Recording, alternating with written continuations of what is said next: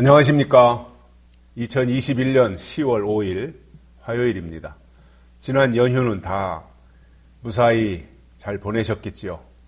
아마도 요즘 다 마음은 편치 않으실 겁니다. 주변에서 일어나고 있는, 그리고 연일 보도되고 있는 여러 가지 사건들 때문에 아마 속에서 부해가 치솟아 오르지 않을까, 이러한 생각들을 하고, 우리 국민들 대부분이 아마도 울화병이 생기지 않을까, 이런 생각을 가져봅니다. 왜냐하면 저도 그러니까요. 제 마음속에서도 부글부글 이럴 수가 있는가, 막 이 분노가 치밀어 오를 때도 있고요. 화가 납니다. 이제 대통령 선거가 한 5개월여 이렇게 앞으로 다가왔는데, 그러다 보니 민주당도 그렇고 국민의힘도 그렇고 최종 대통령 후보 뽑기 위해서 이제 경선이 한참 진행 중에 있습니다. 이제 경선을 통해서 후보자가 결정이 되겠죠. 그런데 이렇게 유력하게 지금 앞서가고 있는 후보자들을 보면 민주당에서는 이재명 후보이고 국민의힘에서는 윤석열 후보로 이렇게 어느 정도 윤곽이 잡힌 것 같습니다. 그런데 이재명 후보가 됐든 윤석열 후보가 됐든 사실상 그 두 분이 다, 아니면 둘 중에 하나가 후보자가 된다고 하면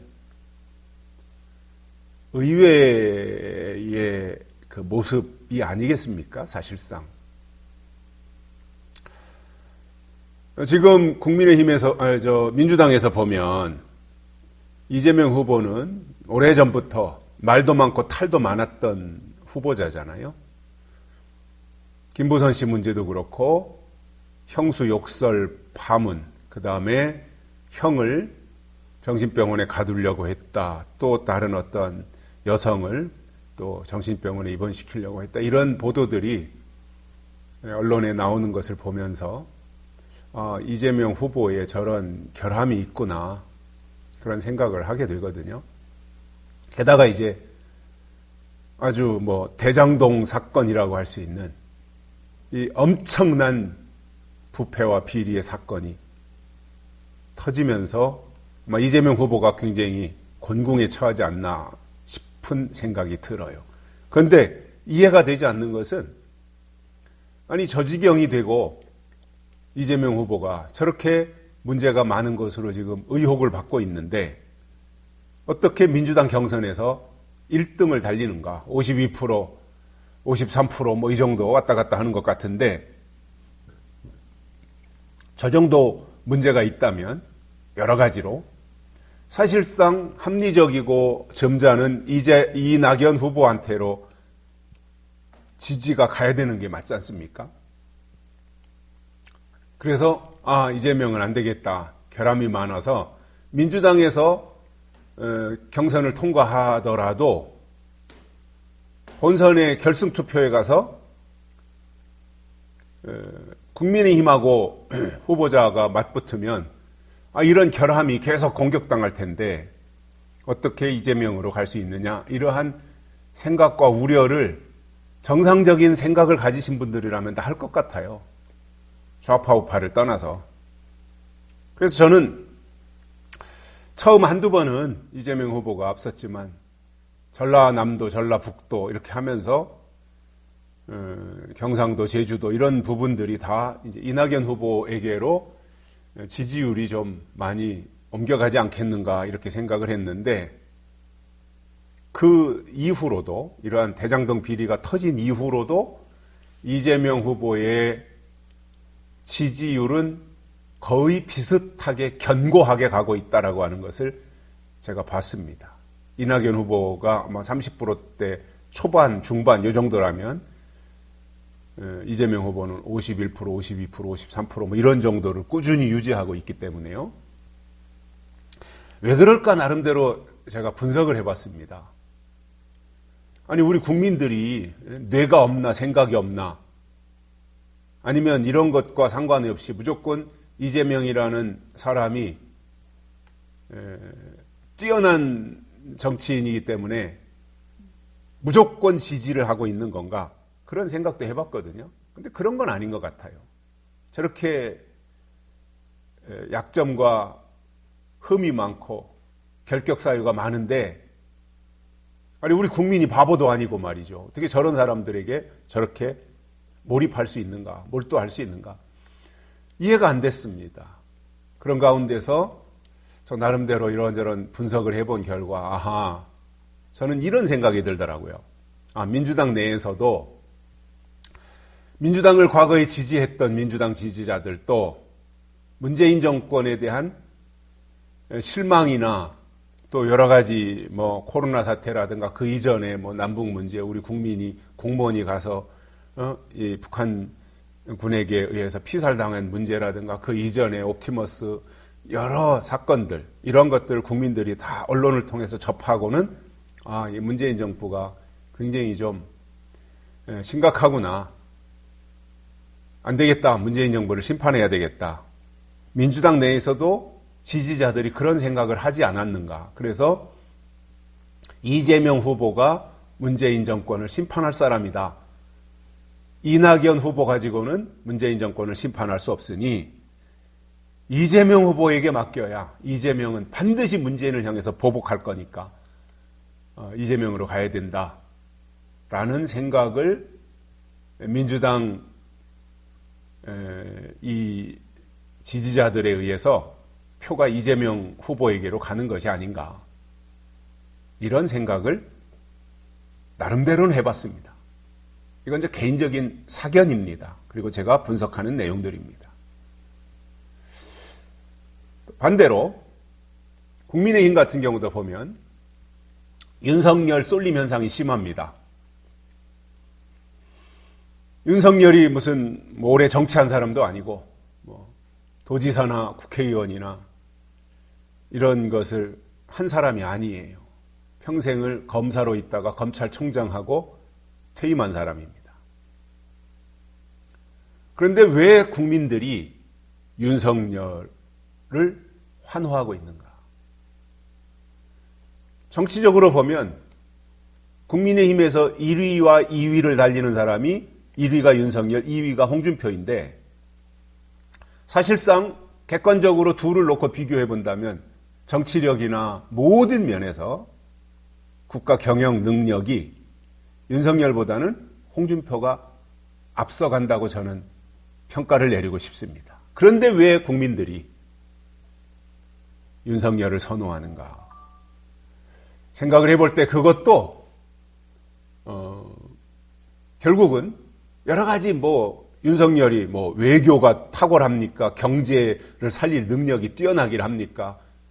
아니면 국방을 어떻게 할 거에 대한 어떤 비전 제시가 있습니까? 교육 부분이 어떻습니까? 여러 가지로 다 이제 부족하지만 국민이 기대하는 것은 이거 한 가지인 것 같아요. 제가 여러 사람을 만나본 결과입니다. 문재인을 심판할 사람은 윤석열밖에 없다. 이 마음이에요. 그렇기 때문에 윤석열 쏠림 현상이 심한 것이 아닌가, 이렇게 생각을 하거든요.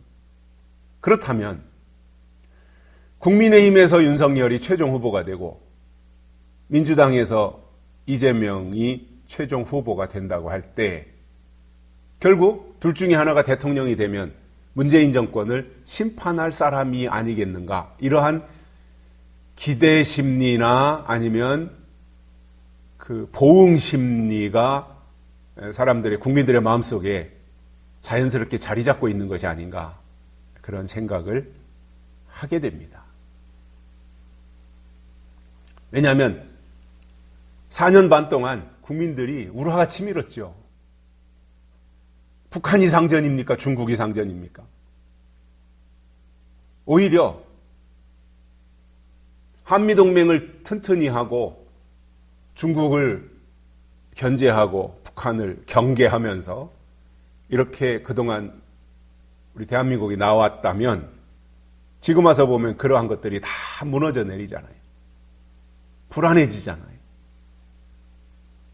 그러다 보니 그러한 심리가 국민들 속에 자연스럽게 자리 잡은 것이 아닌가, 저도 제 주변에서 보면 젊은 층들도 우리 아들들 또래들도 이렇게 이야기를 해보면 그동안에는 민주당을 지지했는데 이제는 아니다.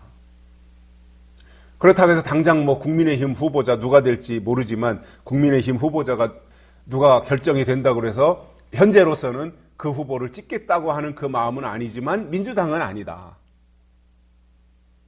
그렇다면 중도 성향으로 있으면서 더 상황을 지켜봐야 되겠다. 이재명이 된다고 그럴 때 이재명을 찍겠느냐 하면 여러 가지 대장동 사건을 더 지켜봐야 되겠다. 이러한 그 유보층들이 굉장히 많이 생기는 것 같습니다. 그렇다면 국민의힘에서는 이준석 당대표뿐만 아니라 원내대표까지 그리고 이제 국회의원들이 단호하게 단식 농성에 들어가야 됩니다. 지금까지 4년 반 동안 여러 문제들이 많이 있었는데 단식 농성은 김성태 원내대표 할 때 드루킹을 특검하라고 9일인가 뭐 며칠인가 그 단식 농성 한번 한 적 있잖아요. 국회에서. 그때 외에는 없었어요. 뭐 작년에 저거 저거 통과할 때도 그때도 단식 농성을 안 했죠. 그냥 철야 시위만 이런 거 했었잖아요. 공수처 통과할 때도. 그때도 사실상 다 접고 농성을 했어야죠. 그걸 막으려면, 정말 국민을 위한 정치를 한다면. 근데 그러지 않았어요. 이번에도 저는 정말 국가를 위하는 보수 정당의 의원들, 국회의원들이라면 다른 거 다 그만두고 대장동 가지고 물고 늘어져서 대장동 특검하라고 다 국정감사 할 필요도 없잖아요. 앞으로 있을 예산심의 이런 거 다 필요 없어요.